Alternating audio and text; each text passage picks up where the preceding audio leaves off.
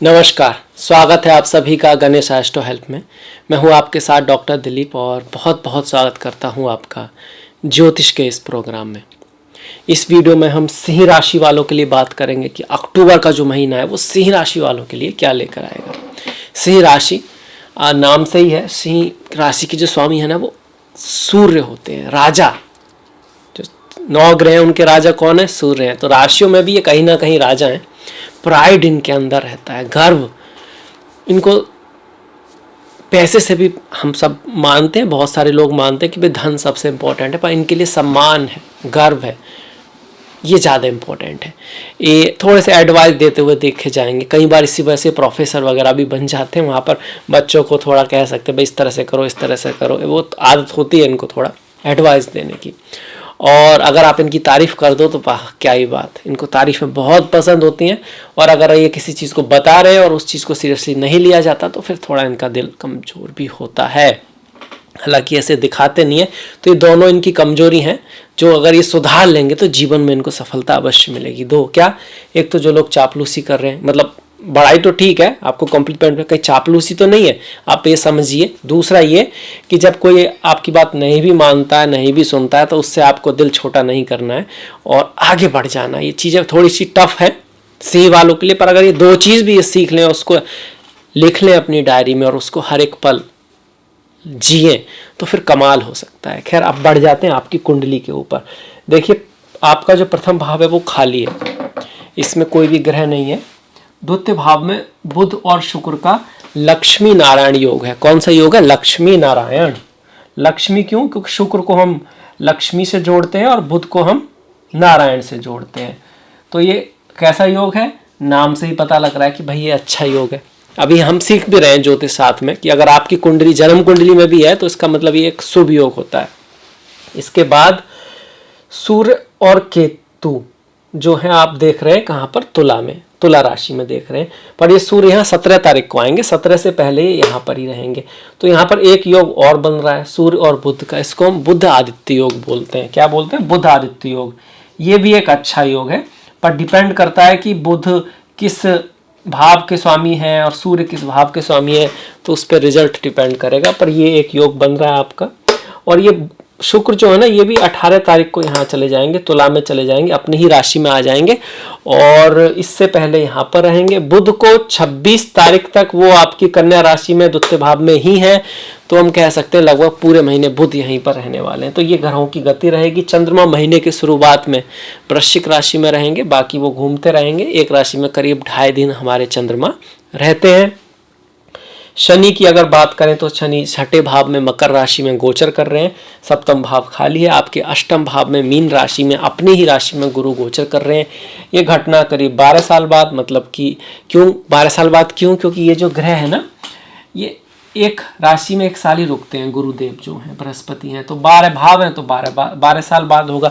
इसी बात को हम ये भी कह सकते हैं कि ये जो घटना हो रही है 100,000 साल बाद हो रही है या बहुत सालों बाद हो रही है।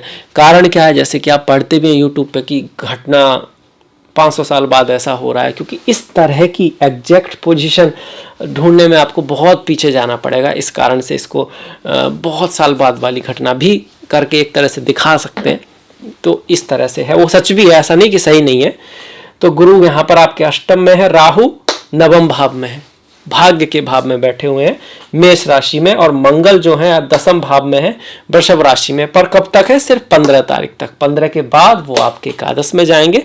एकादश में मंगल का गोचर अति शुभ माना गया है। तो नया परिवर्तन तो यही है कि भाई वो एकादश में आ रहे हैं, क्योंकि दसम में तो वो चल ही रहे हैं ना पिछले काफी दिनों से। तो मंगल आपके शुभ हो रहे हैं, तो इसी को हम लेंगे। तो देखिए, सबसे पहले मंगल से ही शुरुआत करते हैं कि मंगल मंगल भवन अमंगल हारी अजहुर दशरथ अजर बिहारी। तो एकादश भाव में आना मंगल का कहा गया कि संपत्ति का लाभ होता है, धन का लाभ होता है, जमीन का लाभ होता है, घर का लाभ होता है। एग्जैक्टली अगर शास्त्रों से एकदम पढ़े कि भाई बात वही रहेगी, पर फिर भी हमारे शास्त्र है तो हमें उसको पढ़ना जरूर चाहिए। इसमें लिखा हुआ है कि भाई अगर मंगल लाभ भाव में, लाभ भाव मतलब एकादश भाव में गोचर करें तो धन की वृद्धि होती है, स्वास्थ्य लाभ होता है, जायदाद आदि वृद्धि होती है। मतलब ओवरऑल बहुत बढ़िया योग आपके मंगल बना रहे हैं। फिर इसके बाद एक और ट्विस्ट आता है। क्या कि मंगल आपकी कुंडली के कैसे हैं। ये तो हमने चंद्रमा से ले लिया, सिंह राशि ना चंद्रमा से एकादश भाव में इस तरह के मंगल को कहा गया है, लग्न से भी यहाँ पर अच्छा कहा गया है। पर अब वो किस तरह के ग्रह हैं आपके लिए, ये भी डिपेंड करेगा कि आपके लिए गोचर कैसा जा सकता है। तो उसमें देखें तो भाग्य के स्वामी है आपके, नवम भाव के स्वामी और चतुर्थ के हैं, तो अच्छे हैं, योग कारक ग्रह तो और भी बढ़िया। मतलब ये बात 100% प्रूवन है और होकर रहेगी, ऐसा मिलियन % भी कह सकते हैं आप। पर सभी की हो पाएगी नहीं हो पाएगी, क्यों? अब ये क्वेश्चन जरूर आएगा, भाई क्यों नहीं हो पाएगी। कारण ये है कि आपने ना एक समय पे जन्म लिया है, एक स्थान पे जन्म लिया है, उसका एक प्रारब्ध है, आप वो प्रारब्ध लेकर आए हैं। रिजल्ट तो उसी समय तय हो गया था ना जब आप जन्म हुआ था आपका, जैसा चाणक्य ने कहा है, जैसा श्री युक्तेश्वर ने कहा है। तो ये मंगल उन्हीं को रिजल्ट दे पाएगा जिनकी कुंडली में मंगल यहाँ पर होगा, और एग्जैक्ट रिजल्ट उस डिग्री के आसपास जब ये मंगल गुजरेगा ना, जो आपके जन्म का मंगल है, तब आ पाएगा। तो ये रहा मंगल का हमारा बहुत शुभ गोचर। इसको लग्न और राशि दोनों से देख सकते हैं, पर राशि से थोड़ा सा ज्यादा एप्लीकेबल है। मंगल की जो दिशाएं हैं, डायरेक्शन है, इसके साथ साथ मंगल की डायरेक्शन देखी जाए तो दिग् वाला मंगल को दशम में और एकादश में भी मंगल के पास डायरेक्शन रहती है। इसका मतलब क्या है, आप जो भी एक्शन लेंगे आपको कहीं ना कहीं पता होगा कि आप क्यों कर रहे हैं, ऐसा क्यों कर रहे हैं, और आपकी जो एक्शन जो है वो आपके पद प्रतिष्ठा सम्मान की डायरेक्शन में होंगे। अब यहाँ से क्वेश्चन आता है कि इसका मतलब क्या हुआ। देखिए, अगर आप फेसबुक पे टाइम वेस्ट कर रहे हैं, अगर आप 5 मिनट के लिए यूट्यूब पे जाते हैं और 5 घंटे आपको हो जाते हैं, और फिर आप कहते हैं कि भाई ग्रह तो बदल नहीं रहे, राशियां तो काम नहीं कर रही हैं, और ज्योतिषी तो बोल रहे हैं रिजल्ट कुछ आ नहीं रहा है, तो फिर आएगा भी नहीं। ये उनका इंटरेस्ट है मीडिया के कि वो आपको वो ला के दें जो आप देखना चाहते हैं। अब वो अच्छा देखना चाहते हैं, बुरा देखना चाहते हैं, आपके ऊपर डाल दिया उन्होंने कि भाई आप देख रहे हो, हम दिखा रहे हैं। फिर ये आपको डिसाइड करना है कि कितना देखना है, कब देखना है। इसके लिए आपको एक डायरी बनाइए, सुबह से शाम तक अपना नोटिस कीजिए आपका समय जा कहाँ रहा है। ऐसा तो नहीं कि आप कह रहे हो कि भैया मैं तो अपनी जान लगा रखी है और जान कहीं और ही लग रही है, वहां लगी नहीं रही जहां लगनी चाहिए। तो इस चीज का ध्यान रखें। अदरवाइज मंगल का गोचर बहुत बढ़िया, हनुमान जी की पूजा करें और इसका रिजल्ट बढ़ सकता है। सुंदरकांड का पाठ करें, हनुमान जी के जो गुण हैं उनको अपने जीवन में अवश्य उतारें। इसके बाद देखिए शुक्र की अगर हम बात करें, यहां से ओवरऑल मंगल का गोचर अच्छा ही अच्छा है। कब? 15 तारीख के बाद। 15 से पहले कार्य के क्षेत्र में थोड़ा सा कंपटीशन रहेगा। कोई ऐसी सिचुएशन हो सकती है, कोई ऐसी फ्रेंड या गर्लफ्रेंड या बॉयफ्रेंड या दोस्त हो सकता है जो आपसे कहे चलो पिक्चर देख के आते हैं। कब? जब आपका काम का समय है, उस समय। मतलब गलत टाइम पास, इस तरह की चीजें आ सकती हैं, थोड़ा सा उससे बच के रहना है। मतलब अपने सही रास्ते पर चलना है 15 तारीख तक। 15 के बाद मंगल थोड़े बेटर है। इसके बाद देखिए यही जो सबसे खूबसूरत योग बना है, लक्ष्मी नारायण योग। नाम से इतना खूबसूरत है कि लक्ष्मी और नारायण। लक्ष्मी मतलब धन आएगा, नारायण मतलब समृद्धि आएगी, सम्मान आएगा, प्रतिष्ठा आएगी। अब जो आपकी ज्यादा चाहत है, लक्ष्मी से भी ज्यादा यहाँ चाहत सम्मान की होती है। सिंह राशि वाले किसी ऑफिस में इनकम अच्छी मिल रही है पर वहां पर उनको ना रेस्पेक्ट नहीं मिल रही है, तो उनका मन विचलित होने लगता है, उनका मन वहां नहीं लगता है। उनको तो चाहिए कि थोड़ा रेस्पेक्ट उनको मिले, उनकी कमांड चले, उनकी लोग बात माने, सब कुछ जो हो रहा है वो उनके हिसाब से हो। तो उस हिसाब से एक अच्छा ही योग है। आपकी कुंडली के हिसाब से देखें फिर ये योग तो अच्छा हो गया। इनका गोचर भी यहाँ पर बढ़िया हो गया। इस गोचर की काट भी नहीं हो रही है। मतलब बुध अगर द्वितीय में हो, सप्तम में कोई ग्रह हो तो योग कट सकता है। बुध शुक्र मतलब 2 में हो, सप्तम में कोई ग्रह हो। बुध अगर द्वितीय में हो, पंचम में कोई ग्रह हो तो योग कट सकता है। मतलब उसका रिजल्ट कम हो जाएगा, ऐसा नहीं खत्म हो जाएगा। तो योग कट भी नहीं रहा है। आपकी कुंडली के शुक्र 10वें भी है, मतलब कार्य से संबंधित लाभ होगा आपको, पद प्रतिष्ठा सम्मान मिलेगा आपको। बुध धन के हैं आपके, धन के और लाभ के, तो धन का भी लाभ होगा। और आपका नेटवर्क सर्कल भी बढ़ सकता है, खास करके 15 तारीख के बाद। नेटवर्क सर्कल बढ़ना आपके लिए बहुत इंपॉर्टेंट है। वैसे भी सिंह वालों को पता रहता है कि एंजॉयमेंट की जो चीज़ें होती हैं वो कहाँ है शहर में, खाने का कहाँ पर है, पार्टी वगैरह कहाँ पर है। और उनको ना बहुत ज़्यादा इंट्रोवर्ट लाइफ पसंद नहीं होती। अगर घर में भी होंगे तो उनका थोड़ा सा आप कह सकते हो पार्टी चलता ही रहता है। और बहुत ही प्राउड ही होते हैं। अगर आपको ऐसा लगे भी ना कि भाई ये सिंह थोड़ा सा ऐसा लग रहा है कि भाई ज्योतिषी गलत बोल रहे हैं और इसके अंदर तो इतना प्राउड दिखता नहीं है, जो चीज़ उनकी है उसको थोड़ा हाथ लगा के देखिए, फिर आपको पता लगेगा कि राजा कौन है। इसके बाद देखिए बढ़ जाते हैं। इसको और बढ़ाना हो आपको कितना बढ़ेगा वो ईश्वर के हाथ में है। कर्मंडे वाधिकारस्ते माँ फलेषु कदाचन। लक्ष्मी नारायण की पूजा कीजिए। बुध को हम एक ट्रांसजेंडर प्लेनेट मानते हैं, तो किन्नर लोगों की सेवा कीजिए। शुक्र स्त्री से जुड़ा हुआ, अपनी फीमेल, अपनी बहन, अपनी माता, अपनी पत्नी जो फीमेल आपके परिवार में, उनकी सबसे पहले तो रेस्पेक्ट करें, उनके साथ अच्छे से रहें। इसके साथ साथ आपकी कलीग्स वगैरह हैं या बाहर छोटी छोटी जो बच्चियां हैं वो भी शुक्र का प्रतीक हैं, उनकी कोई सेवा करें। गाय माता भी शुक्र का प्रतीक है। साफ सफाई शुक्र का प्रतीक है। खुशबू शुक्र का प्रतीक है। अच्छी खुशबू जो होती है उसको लाइफ में लाएं अपने। ऑर्डर, साफ सफाई, ये सब आपके, तो इस योग का हो सकता है कि थोड़ा सा प्रभाव बढ़ जाए या फिर ये योग एक्टिवेट हो जाए। अगर आपकी जन्म कुंडली में है तभी रिजल्ट ज्यादा मिलेगा। सूर्य की अगर हम बात करें तो सूर्य देखिए इस महीने यहाँ तो चल ही रहे थे, अब अगला बदलाव जो आएगा वो 17 तारीख के बाद आएगा। हालांकि 17 दिन तक यहीं रहेंगे, मतलब वाणी का हल्का सा ख्याल रखें। एक्स्ट्रा चीजों पे थोड़ा आप खर्च कर सकते हैं, पर इंपॉर्टेंट ये है कि इस महीने जो बदलाव आ रहा है वो क्या आ रहा है, वो आपको शत्रुओं पर विजय दिलाने वाला है, आपके पराक्रम को बढ़ाने वाला है।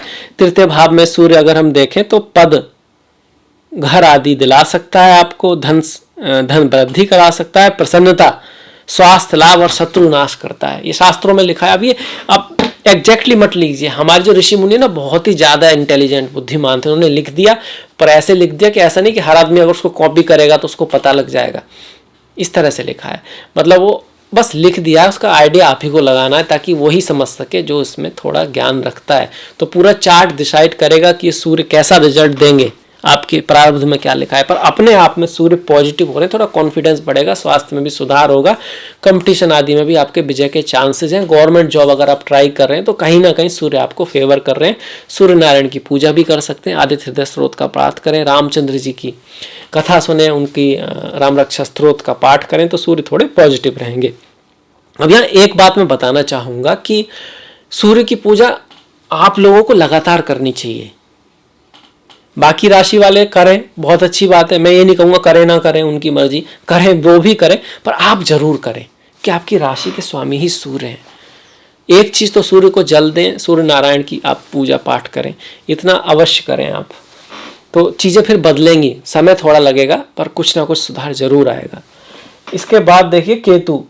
अब ये जो केतु हैं तृतीय भाव में अच्छे ही माने गए। राहु केतु का तृतीय भाव में गोचर जो है शुभ माना गया है, धन सुख प्राप्ति कराता है, मतलब कुछ भौतिक सुख आपके लाइफ में आता है। पर जब केतु की डिग्री सूर्य के पास जाएगी तो थोड़ा सा आपका अपने बॉस के साथ क्लेशेस हो सकता है, मतलब मतभेद हो सकता है, और पिता के साथ, पिता की लाइफ में कुछ उतार चढ़ाव आ सकते हैं। अगर आपकी आंखों में कोई दिक्कत है तो बढ़ सकती है उस समय। अदरवाइज यहाँ पर केतु का गोचर अच्छा है। गणेश जी की पूजा करें, गणेश अथर्वशीष का पाठ करें, संतों का सम्मान करें, स्पिरिचुअलिटी अध्यात्म को अपनी लाइफ में जाएं, कुछ ना कुछ मेडिटेशन ध्यान करें। अगर आपकी केतु की दशा महादशा है तो फिर ये करना आपके लिए बहुत लाभकारी रहेगा। नहीं भी है तो सारी अच्छी बातें, इनमें से जो कर सकते हैं वो करें, और टाइम है आपके पास तो। अगर टाइम नहीं है तो फिर ये देखें कि टाइम जा कहाँ रहा है, कितना जा रहा है, क्या उसी चीज़ों पे आप टाइम दे रहे हो जो आप वास्तव में आपके लिए इम्पोर्टेंट है, या फिर कोई चीज़ जो इम्पोर्टेंट नहीं है वो आपका काम, मतलब वो आपका समय तो ले रही है और दे कुछ भी नहीं रही आपको, ना आपकी फैमिली को, ना परिवार को, बस ऐसे ही। तो इस बात को भी ध्यान में रखें। चंद्रमा देखिए नीच के होते हैं यहाँ पर डरने की कोई बात नहीं है। सिर्फ 2.5 दिन यहाँ पर रहेंगे और आपकी कुंडली में ये 12वें भाव के स्वामी है। तो महीने की शुरुआत में मदर की लाइफ में कुछ उतार चढ़ाव आ सकता है, मूड थोड़ा सा उदास रह सकता है वो 2-2.5 दिन, क्योंकि फिर ये बदलता रहेगा ना ऐसे करते करते। तो वो चंद्रमा दिखा रहे हैं। वैसे चंद्रमा यहाँ पर शुभ ही माने जाते हैं क्योंकि यहाँ से उनको दिग्वाला मिलती है। दिग्वाला मतलब डायरेक्शनल स्ट्रेंथ। हर ग्रह की एक दिशा है, जैसे मंगल को दशम में, सूर्य को भी दशम में, चंद्रमा को आपका उत्तर में, मतलब कि 4th हाउस में दिग्वाला मिलती है। 4th हाउस है, 8 नंबर पे मत जाइएगा। 8 नंबर यहाँ पर राशि को दिखा रहा है, जैसे कि ये पहला भाव है, यहाँ पर 5 जो है राशि है, सिंह राशि है। ऐसे ही जो 8 नंबर है ना वृश्चिक राशि है। इसके बाद देखिए छठा भाव खाली है। सप्तम भाव में जो शनि, माफ कीजिएगा, ये पंचम भाव है, छठे भाव में शनि गोचर कर रहे हैं अपनी ही राशि में, पर वक्री हैं, और गुरु भी वक्री हैं अष्टम भाव में।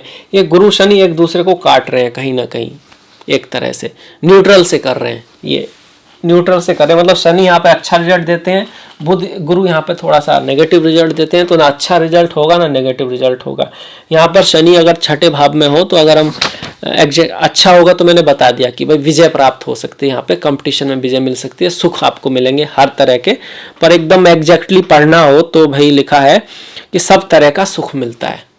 अब ये एग्जैक्टली पढ़ना जरूरी है, पर साथ में ये आइडिया रखना भी जरूरी है, क्योंकि आप सारे शास्त्र याद नहीं कर पाएंगे। आपको एक देखते ही नजर आ जाना चाहिए कि क्या इसका रिजल्ट हो सकता है यहाँ पे, भाव के अनुसार, राशि के अनुसार। दसम भाव में है तो गवर्नमेंट जॉब दिला सकता है। दसम भाव गवर्नमेंट, दसम राशि गवर्नमेंट से जुड़ी हुई है, कार्य से जुड़ी है, कार्य के लिए आपको ये छठे भाव अच्छा देगा। हर एक कुंडली में यहाँ पर अलग राशि होगी तो छठे भाव में शनि का रिजल्ट अलग हो जाएगा। कार्य के क्षेत्र में मेहनत बढ़ेगी, एफर्ट बढ़ेगा आपका। पर फिलहाल ये कुछ खास रिजल्ट नहीं दे पाएगा, क्योंकि गुरु का अष्टम अगर आप देखोगे गुरु महाराज का, तो फिर वहां पे लिखा है कि गोचर करे तो रास्ते में कष्ट हो सकता है, धन की कमी से कष्ट हो सकता है। तो ये जो है ना शनि का, ये कहीं ना कहीं जब ये इस तरह से होते हैं तो एक दूसरे को कट कर देते हैं, तो रास्ते में कष्ट हो सकता है। मतलब कि जर्नी करते वक्त आपको ध्यान रखना है, धन का ध्यान रखना है। धन मतलब रिस्क नहीं लेना धन के मामले में। पढ़ाई लिखाई के मामले में थोड़ा मन भटक सकता है। संतान के प्रति अगर आपकी संतान है तो उसकी हल्की सी केयर करनी है, उसका स्वास्थ्य अच्छा रहे। पढ़ाई लिखाई में आपको मेहनत ज़्यादा करनी पड़ेगी। गुरु अष्टम में तो उसका अच्छा रिजल्ट भी कुछ तो हो गई। कोई भी ऐसा योग नहीं है जिसका कोई अच्छा रिजल्ट नहीं होता। इसका रिजल्ट ये है कि आपको स्पिरिचुअलिटी, अध्यात्म में, शास्त्रों में ये लिखा गया है कि अगर शुभ स्थान के अलावा दूसरे स्थान में है तो उसका कोई ना कोई नेगेटिव रिजल्ट जरूर होता है। मतलब ऐसा नहीं कि इसका सारा नेगेटिव हो, कुछ नेगेटिव जरूर देगा। और इसका भी ऐसा नहीं कि सारा ही अच्छा होगा, कुछ नेगेटिव तो इसका भी होगा, पर ज़्यादातर शुभ होगा। इस तरह से आप ले सकते हैं। तो गुरु यहाँ पर स्पिरिचुअलिटी, अध्यात्म के लिए अच्छा है, रिसर्च आदि के लिए अच्छा है। किसी चीज़ की आप रिसर्च कर रहे हैं, कुछ गहरी चीज़ों में आप जाना चाहते हैं किसी चीज़ को, पढ़ाई लिखाई के मामले में भी अगर आप ध्यान लगाएंगे तो अच्छा कर सकते हैं। पर बस ध्यान थोड़ा उन चीज़ों में लगेगा जो शायद आपके विषय से संबंधित नहीं है, ये थोड़ा सा ध्यान रखना है। यहाँ पे इनहेरिटेंस आदि गुरु आपको दिला सकते हैं, और जमीन और क्या कह सकते हैं घर से संबंधित लाभ भी दिलाने में गुरु आपकी सहायता करेंगे। गुरु की दृष्टियां यहाँ से आप देखेंगे तो 1 2 3 4 5 12वें भाव पर है। खर्चा बढ़ाएंगे, विदेश यात्रा करा सकते हैं। स्वास्थ्य का हल्का सा ध्यान रखें। धन भाव के लिए यहाँ पर उनके शत्रु की राशि है वैसे तो कन्या। बुध और गुरु की आपस में ज्यादा मित्रता नहीं है, पर स्टिल गुरु की द्वितीय भाव पर दृष्टि आपको धन के मामले में ठीक ही है। वाणी से आप थोड़ा सा लाभ कमा पाएंगे। और ये लास्ट जो दृष्टि है वो चौथे भाव पर आएगी, जो माता, मातृभूमि, घर, बंधुओं का है, तो घर, जमीन आदि आपको दिला सकते हैं। उसके मामले में गुरु यहाँ पर फेवर करेंगे। पर खुद स्वयं की पोजीशन थोड़ी सी बहुत बेस्ट नहीं है, क्योंकि गुरु भाग्य के कारक है, और भाग्य अष्टम में चला जाए तो भाग्य उतना साथ नहीं देगा। गुरु संतान के कारक है, संतान के मामले में थोड़ी दिक्कत हो सकती है। और अष्टम भाव जो है यात्राओं में प्रॉब्लम से जुड़ा है थोड़ा सा। सप्तम भाव यात्रा है, और सप्तम भाव से अगला भाव यात्रा का रिजल्ट है। तो यात्रा के रिजल्ट में अष्टम में गुरु हैं, तो यात्रा का जो रिजल्ट आएगा वो उस तरह का ना हो जैसा आप सोच रहे हैं। इसकी पॉसिबिलिटी यहाँ पर बनती है। खैर क्या करें, गुरुवार के दिन मंदिर जाएं, सेवा करें। वहाँ पर सेवा मतलब आप वहाँ पर सफाई कर सकते हैं, धो सकते हैं मंदिर को, सीढ़ियाँ साफ कर सकते हैं, या मंदिर में अगर कहीं खाना वाना है खिलवाया जाता है तो वहाँ आप, जैसे गुरुद्वारे में होता है, वहाँ आप सेवा कर सकते हैं। खुद से खाना ले जाकर वहाँ पंडित जी को दे सकते हैं। कुछ इस तरह के लोग हैं जिनको आवश्यकता है खाने की, उन्हें दे सकते हैं। पैसे की जगह आप वस्तुएं देंगे तो आपके लिए बहुत बढ़िया रहेगा। इसके साथ साथ चने की दाल है, पीले पुष्प हैं, केला है, ये सब चीज़ें गुरुवार को मंदिर में आप चढ़ा सकते हैं। तो किसी हद तक ये गुरु की रेमेडी है। इसके साथ साथ अपने गुरुओं का सम्मान करें, ज्ञान का सम्मान करें, रेस्पेक्ट दें जो अपने से बड़े हैं उनको, अपने पूर्वजों को भी रेस्पेक्ट दें, तो गुरु आपको बेहतर रिजल्ट देंगे। राहु की बात करें, नवम में राहु है तो धन हानि कराते हैं। वैसे तो ऐसा लिखा है शास्त्रों में, पर धन हानि कैसे कराते हैं कि हम नॉर्मली खुद ही मिस्टेक कर लेते हैं। कुछ ऐसा करना चाहते हैं जो शायद हमको नहीं करना चाहिए। अपने धर्म के प्रति, अपने पूर्वजों के प्रति, अपने पिता के प्रति कभी थोड़े बहुत हम ऐसा बोल सकते हैं, कुछ कर सकते हैं जिससे अल्टीमेटली हमको कुछ नुकसान हो सके, तो वहाँ थोड़ी सी सावधानी रखें। यात्रा के लिए ये अच्छा है, अगर आप कहीं बाहर जाना चाहते हैं, फॉरेन लैंड में जाना चाहते हैं, विदेश यात्रा करना चाहते हैं, तो ये आपको फेवरेबल रहेगा। नेटवर्क सर्किल भी आपका ये बढ़ाएगा, नेटवर्क के दोस्त फ्रेंड आपके बढ़ाने में जो है ना, राहु आपको मदद ही करेगा। मर्यादा का ख्याल रखें, आप जो भी एक्शन लें उनसे आपको कितना सम्मान मिल रहा है, इस चीज़ का ख्याल रखें आप। तो ओवरऑल 9th में राहु इतना बुरा नहीं है, एक बीच का आप इसको मान सकते हैं, डिसाइड करेगा आपकी कुंडली में राहु कैसे हैं, पर हाँ अपने आप में ये बीच का ही है, अच्छा माना जाता है। 3, 6, 11 में, 10 में भी ठीक है राहु। इसके बाद मंगल, राहु के लिए माँ सरस्वती की पूजा करें, माँ दुर्गा की पूजा करें तो बढ़िया रहेगा। अगर आपकी राहु की दशा महादशा है, क्रोध आदि पे नियंत्रण करें, रखें, और जब भी कोई निर्णय लें तो उसमें आप जो आप समझते हैं कि कोई व्यक्ति आपको सलाह दे सकता है, उनकी सलाह अवश्य लें। राहु में कई बार हम दूसरों की सुनते नहीं हैं और शक बहुत करते हैं, ये सब चीज़ें ध्यान रखें। लाभ, क्रोध, ईर्षा, मोह, अहंकार, इनके बसीभूत होकर हम गलत निर्णय भी ले सकते हैं, ये सब का ध्यान रखें। एक्स्ट्रा एम्बिशियस होकर भी निर्णय गलत हो जाते हैं, तो एक बैलेंस अगर लाइफ में रखेंगे तो आपके निर्णय अच्छे रहेंगे। इसीलिए माँ दुर्गा और माँ सरस्वती की पूजा है। माँ दुर्गा हमारी जो एनिमल इंस्टिंक्ट है, हमारे अंदर का जानवर, हम कई बार कह देते हैं मतलब क्रोध है, ईर्षा है, अहंकार है, जब हम ना चाहते हुए भी कुछ कर देते हैं, उस पर कंट्रोल माँ दुर्गा एक तरह से देती है। माँ सरस्वती ज्ञान की देवी हैं, ज्ञान को बढ़ाती हैं, और ज्ञान बढ़ेगा तो इन सब चीज़ों को आपकी समझ बढ़ेगी, समझ बढ़ेगी तो आप इन सब चीज़ों के अधिकार में नहीं रहोगे, बल्कि आपका अधिकार इन पर रहेगा। मन आपके नज़रिए से चलेगा, ना कि मन की वजह से आप चलेंगे। तो ये रेमेडीज़ हैं। इसके बाद मंगल को हम कर चुके हैं, तो पूरे ग्रह ले लिए। अब आ जाते हैं त्योहारों के ऊपर, बहुत ही इंपॉर्टेंट है, ये महीना त्योहारों से भरा हुआ है। 2 तारीख को अक्टूबर के गांधी जयंती और शास्त्री जी का जन्मदिन है। इसके साथ साथ 3 तारीख को दुर्गा महानवमी है, नवदुर्गा जो चल रहे हैं उसकी 9वीं तिथि आ जाती है, और 4 को लास्ट डे ऑफ नवदुर्गा होगा। 5 तारीख को आपका दशहरा है, 13 तारीख को करवा चौथ है, 22 तारीख को धनतेरस है, 24 तारीख की दीपावली है। तो दीपावली की आपको बहुत बहुत शुभकामनाएं। ये प्रकाश का जो त्यौहार है आपके जीवन में ज्ञान का प्रकाश लेकर आए, धन समृद्धि लेकर आए, माता लक्ष्मी की आपके ऊपर कृपा रहे। इसके बाद 25 तारीख का गोवर्धन, 26 तारीख की भाई दूज, 30 तारीख की छठ पूजा है। अब इसके बाद हमारे जो व्रत हैं जो बहुत इंपॉर्टेंट है, तो 9 तारीख को अश्विनी पूर्णिमा है, 6 तारीख को पाप अंकुशा एकादशी है, 21 तारीख को रामा एकादशी है, 7/22 को प्रदोष व्रत है, 23 तारीख को शिवरात्रि है, चिदानंद रूपा शिवोहम शिवोहम। 13 तारीख को संकष्टी है, 25 तारीख को कार्तिक अमावस्या है, और तुला जो संक्रांति है इस महीने वो 17 तारीख को है। 17 तारीख को आपके जो है ना सूर्य बदल रहे हैं। तो ये हो गया मेरी तरफ से सिंह राशि वालों के लिए अक्टूबर का राशिफल। अगर आपको पसंद आया तो प्लीज़ लाइक कीजिएगा, सब्सक्राइब कीजिएगा, और घंटी वाला जो बटन है वो दबाना बिल्कुल मत भूलिएगा, और शेयर कीजिएगा जितना आप कर सकते हैं आप, क्योंकि आपका सहयोग बहुत ज़्यादा इंपॉर्टेंट है, उसको बना के रखिएगा। डिस्क्रिप्शन में मैंने लिंक दिया है इंस्टाग्राम आदि का, तो प्लीज़ फॉलो, प्लीज़ लाइक। आपसे मुलाकात होगी अगले वीडियो में, तब तक के लिए अपना ख्याल रखें, अपनों का ख्याल रखें, सभी का ख्याल रखें। नमस्कार।